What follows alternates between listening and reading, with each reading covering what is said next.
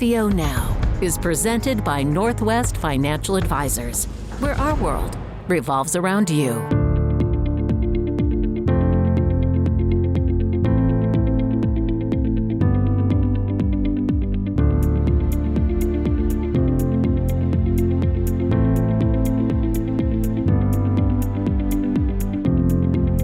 Hello, everyone. This is Jim Hughes with AFIO Now. We are a program of recorded interviews with former senior U.S. intelligence officers. And today I have a really amazing guest. His name is Chip Beck. He is a retired Navy commander, a career CIA clandestine services officer, and a former State Department Foreign Affairs officer. Between 1969 and 2013, he participated in and witnessed dozens of wars, revolutions, and civil conflicts. In the late 60s and up to the mid-70s, he served in Vietnam, Laos, and Cambodia.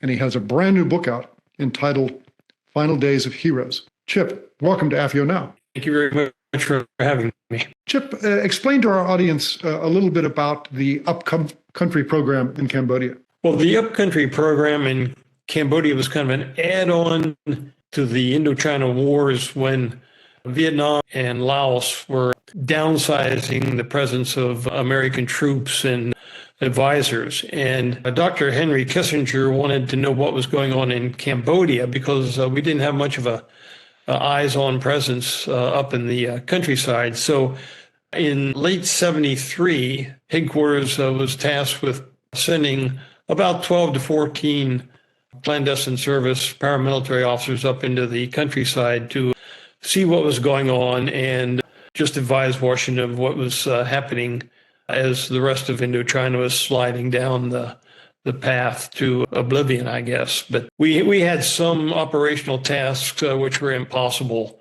to achieve, like trying to recruit a high-level Khmer Rouge informant, which never happened.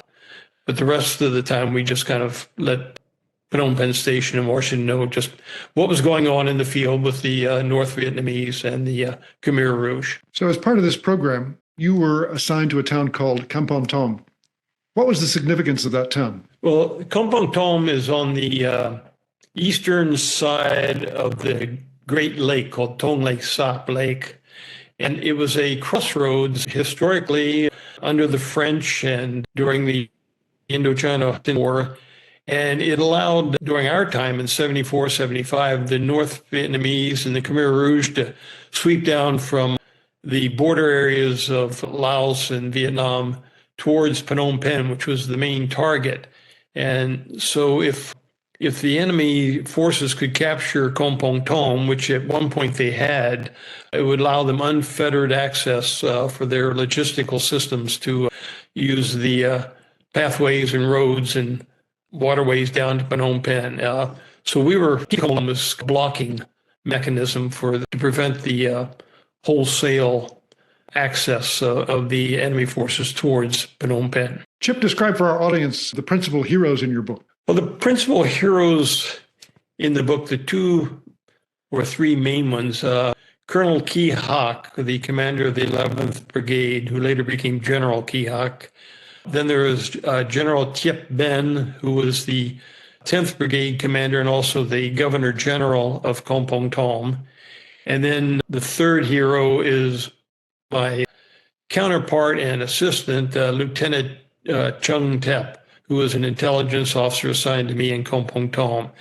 And the three of them really did some incredible things, which I relate in the book, Final Days of Heroes.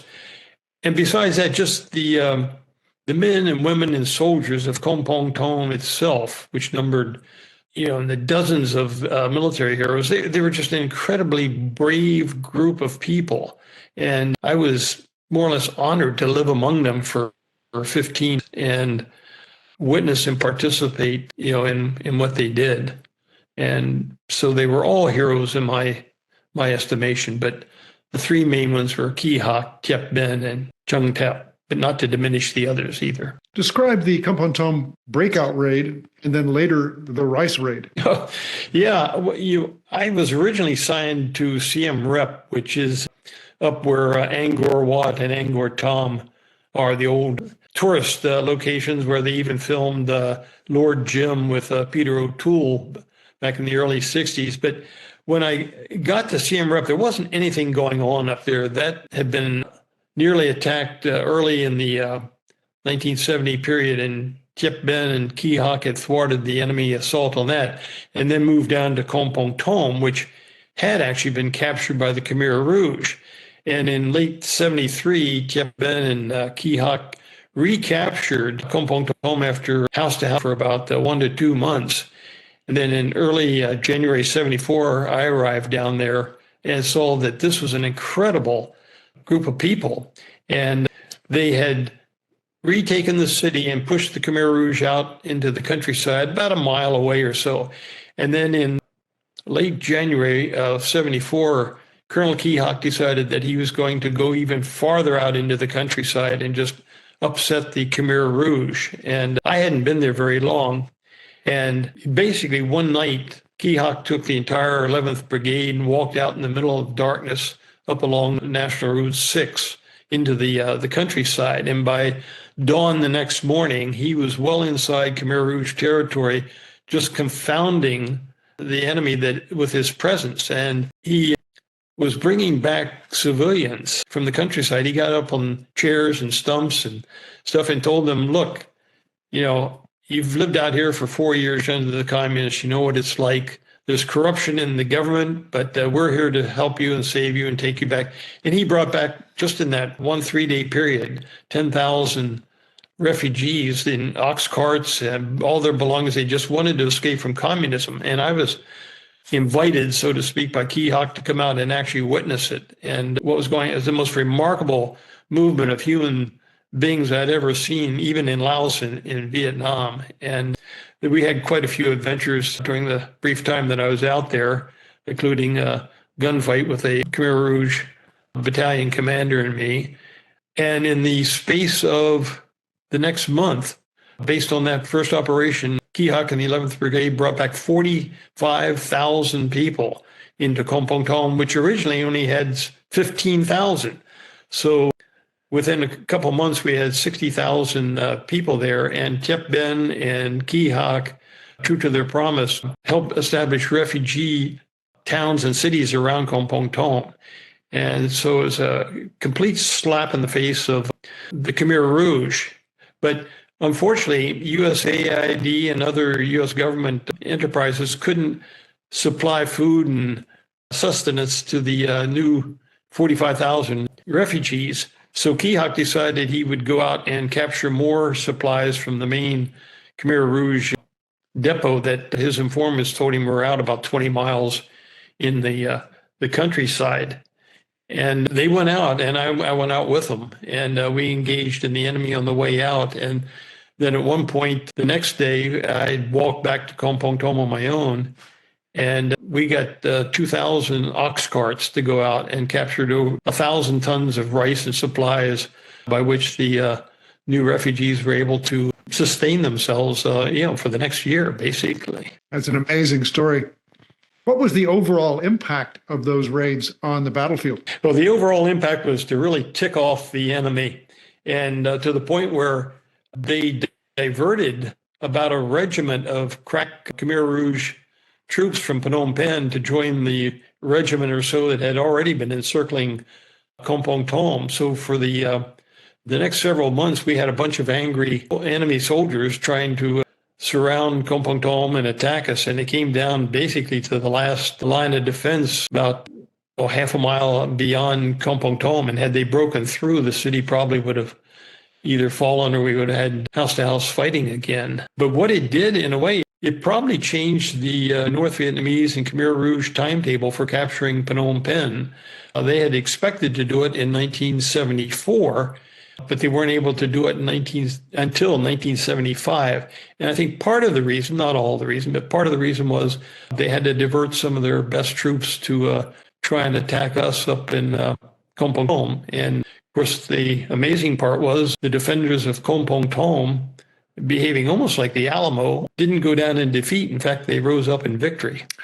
What did Kee Hut and Giap do to prepare Kampong Thom for the siege? And what was the final outcome? They built some natural and unnatural defenses in a way. With all the refugees in there, they needed to make some rice paddies and stuff, and they flooded some areas for the rice paddies using the Stung Sen River. And what that did was flood a lot of areas that would prevent the enemy from easily accessing from the north. And they were trying to flood the area to the south of us, but the rains didn't come in time to assist. But they had built a huge berm along the southern perimeter of Kampong Thom. It was probably over 2 miles long, and it became kind of a dirt defensive force, almost like the ramparts that were used in the American Civil War. They had all the troops stationed where they needed to be. The 10th Brigade was lined up against the south, the 11th Brigade in the north, and then thousands and thousands of refugees also helped build the defenses at the same time that they were building their own refugee villages and stuff. So we knew they were coming, and we just tried to prepare the defenses both physically and mentally as best we could. And then the enemy attacked. And what was the outcome? We won. It got down to the point, the last outpost at Rulos, which I describe in the book, resulted in hand-to-hand combat. And I was there on the last day when victory was finally achieved. And it was an incredible experience being there in this little tiny outpost with soldiers stabbing each other with bayonets and throwing grenades from hole to hole. And at the outcome, over probably the last 2 weeks, there was like 3,000 enemy dead. And Giap Ben's forces and Kee Hut only lost about 15. And it totally defeated the Khmer Rouge thrust. And it was remarkable because at the end of that battle, there were just hundreds of enemy land in the battlefield around us. And the newspapers in the States, the LA Times, the Washington Post, had announced that some rockets had fallen in Phnom Penh and 3 people were killed. And they totally missed the fact that, 3,000 enemy soldiers were killed upcountry. And they missed the whole story. But after that, the Khmer Rouge went back into the bush. After that defeat, the Khmer Rouge pulled back and licked their wounds and didn't bother us much for the rest of the dry season. Describe the situation in Phnom Penh in the summer of 1974. And what was Operation 802? Operation 802 was kind of an extension of what had happened around Kampong Thom. And the Cambodian military, which is called Fang, their high command, asked Kee Hut to open up the road between Kampong Thom and Siem Reap, which was Operation 802. So he went back with a couple of his battalions and cleared the road between those two cities so that convoys and escorted vehicular movements could take place. So open up another channel between the two provincial capitals. And he was successful in doing that to the point where he was subsequently called back down to Phnom Penh to become a 7th Division commander as a colonel, and set up the defenses to the northwest of the capital, Phnom Penh. But how effective was the Fang defense of Phnom Penh in the kind of summer and fall of 1974? It was hanging on, but that's all it was doing. And the morale was low. One of the problems was that the division commanders around Phnom Penh, most of those were, I hate to say it, but not professional. Some of them were corrupt.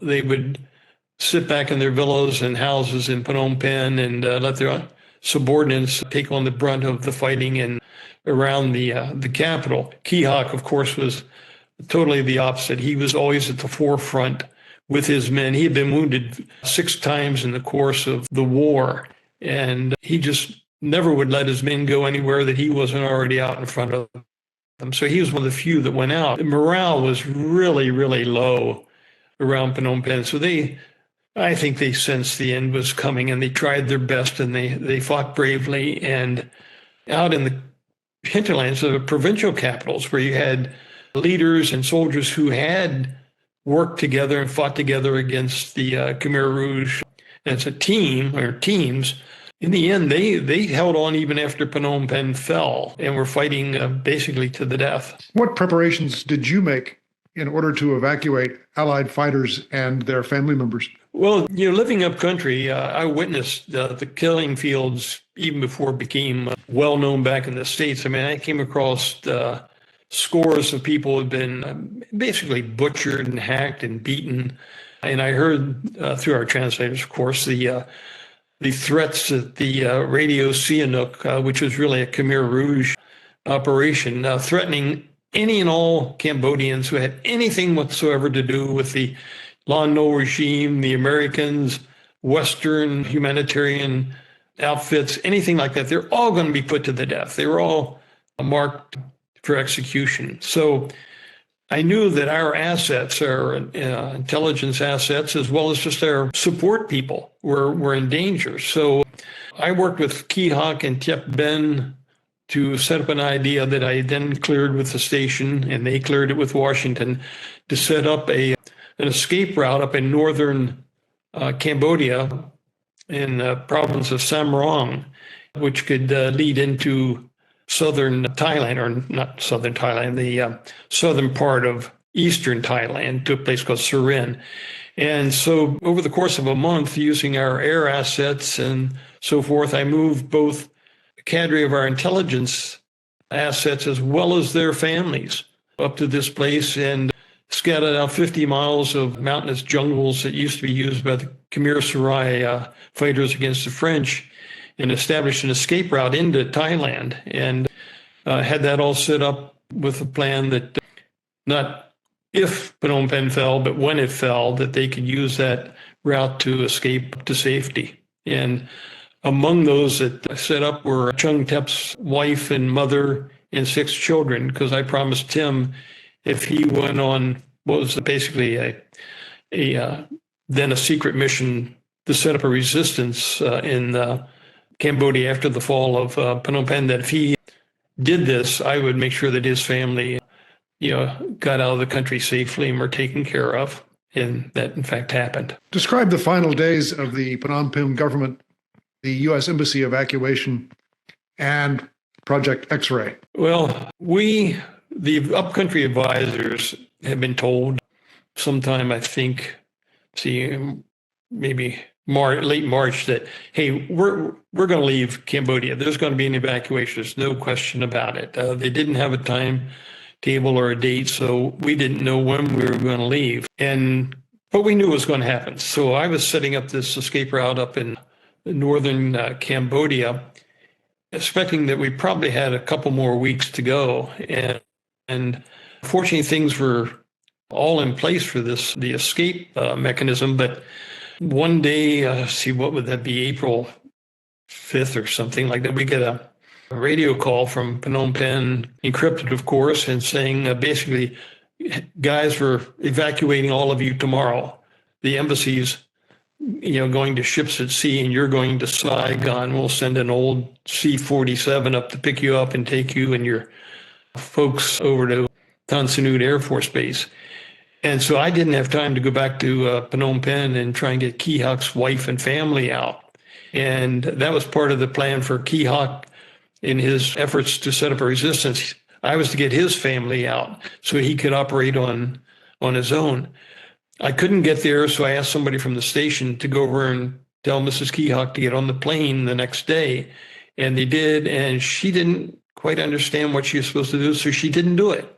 She didn't show up for the evacuation plane at the embassy the next day. And that changed the whole dynamics of how Kee Hut and Chung Tep were to be able to escape the encirclement of Phnom Penh, because Kee Hut had to take his family out in a Jeep rather than walk on foot. And that became a disaster that I describe in the book. But by then, the front was falling apart all across the north and west of Phnom Penh, and the Khmer Rouge were coming up the rivers from South Vietnam and basically encircled Phnom Penh, almost like the Alamo had been encircled, and broke through and basically put everybody to the sword: the officers, the enlisted, families, thousands of people were murdered that day. How much advance notice did senior members of the Phnom Penh government have? And did they accept the offer for evacuation? No, they didn't have much warning at all. In fact, some of us upcountry told our counterpart, well, not to tell our counterparts that the U.S. was going to leave. And we didn't know when that was going to happen, so we couldn't tell them when. But we basically, to a man, told our counterparts, hey, we're going to leave. You better make your plans to do whatever you need to do without us. That didn't happen in Phnom Penh. The highest leaders of the government were only informed the day of the evacuation, that the evacuation was going to take place. Sal Kham Khoi, who was the interim president, did accept to get on the planes, but the other high-level guys like Prime Minister, I'm having a senior moment here, Lon Barrett and Lon Non, the brother of Lon Nol, and Suri Matak, another high-level guy, they just refused to get on the planes. They said, no, we're not leaving. And they died, a few days later when the Khmer Rouge broke through, but they refused to leave, but they didn't have much warning. In fact, there were a lot of empty seats on the evacuation planes. Unlike Saigon, Ambassador John Gunther Dean had been quietly sending non-essential personnel out on airplanes for 2 months ahead of time, just telling them, hey guys, you're going on vacation, but you're never coming back, the wives and the logisticians and others. So we didn't really have that many people to evacuate in terms of American personnel when the actual Operation Eagle Pull took place. And as you probably recall, the evacuation in Saigon was a three-ring circus. And what was the final fate of General Kee Hut and his family and Lt Chung Tep and his family? Well, according to what I found out later, I had I guess the term we used then was a houseboy. It was a retired Army colonel that worked with me up in Phnom Penh, kept the residence that I was in shape and everything like that. And he was part of the evacuation to Surin, but he was very devoted to Chung Tep and Chung Tep's family and to Kee Hut. So rather than going into the refugee channels, he went back into Cambodia for several months and eventually met up with some of the 11th Brigade survivors. Then he himself got out again and wound up writing me a letter telling me what these people had seen. Now, it's not 100% substantiated, but I do have the letter that he had transcribed to me in French, which told how Kee Hut had taken his wife and 4 children and tried to escape in a Jeep going out the last road through Prochonton Airport towards the southern coast where he had grown up as a boy. And the noose tightened before he could get out. And the Khmer Rouge apprehended him and his family and walked over to a Buddhist temple and basically killed the children in front of the parents, then killed the wife in front of Kee Hut and eventually killed him.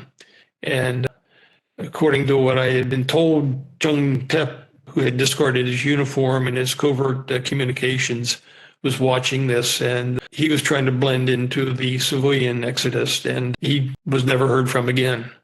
So took about 7 years, and Chung Tep was declared legally dead or deceased, so his family could move on. And the family, by the way, is all here in the United States and have maintained contact with him all these years. Well, it's an amazing true story. I really couldn't put the book down. The descriptions are very, very vivid, and I recommend it to anyone in our audience. I want to thank Chip Beck for taking some time with us today to describe to us the events that he experienced in Cambodia back in the middle 1970s. Thank you for having me, Jim. I appreciate it very much.